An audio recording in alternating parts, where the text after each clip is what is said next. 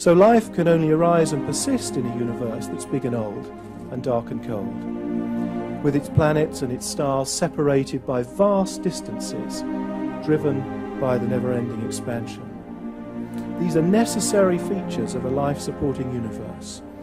And I think recognizing this shows how astronomy has transformed the simple-minded, life-averse, meaningless universe of the skeptical philosophers of the past. Breathes new life into many religious questions of ultimate concern and never-ending fascination about the universe. Many of the deepest and most engaging questions that we grapple with still about the nature of the universe do indeed have their origins in the religious quest.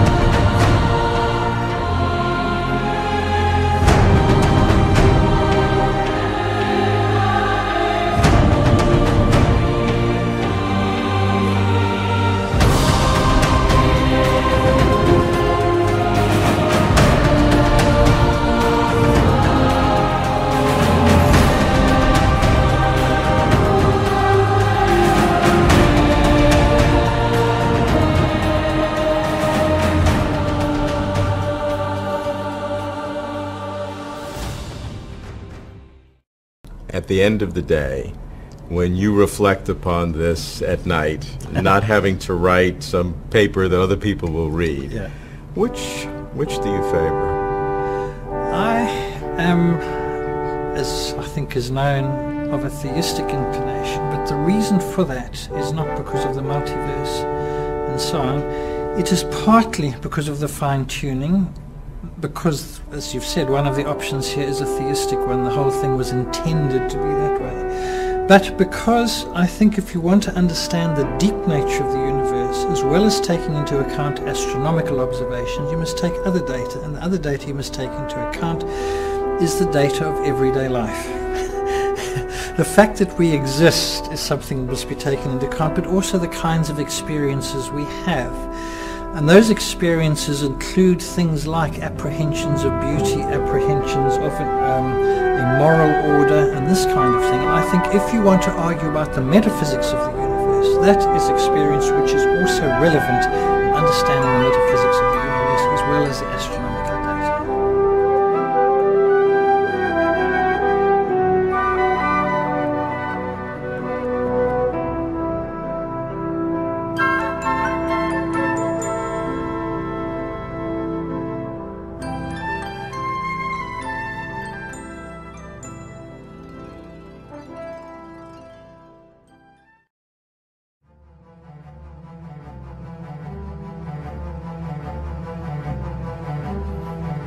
I believe in God. I believe in the supernatural God who created the heavens and the earth. I believe in a God who holds the heavens and the earth in existence. I believe that on the basis of rational evidence. I'm amazed at is that serious thinkers today continue to ask us to choose between God and science. That's like asking people to choose between Henry Ford and engineering as an explanation of the motor car. I take it this house believes in reason. That's why we're all here.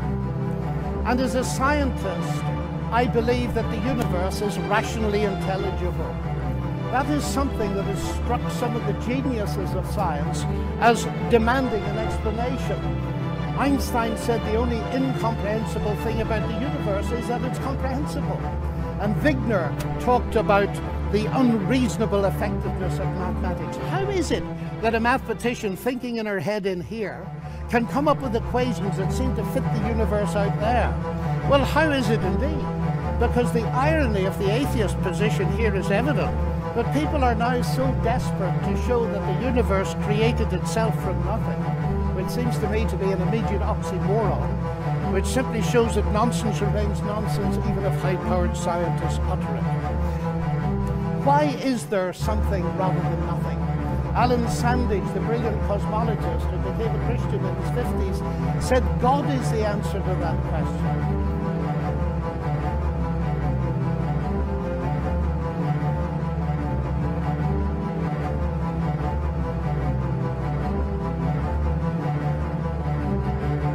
Dawkins is so popular because people are so unsophisticated in their thinking. I am just appalled, honestly, when I read the stuff that's out there on the internet, how inept and sophomoric people are. I'm afraid that many young people just have never been exposed to good, rigorous argumentation with regard to these matters, and therefore they're taken in by these Dawkins types because they've never really read sophisticated treatments of these problems.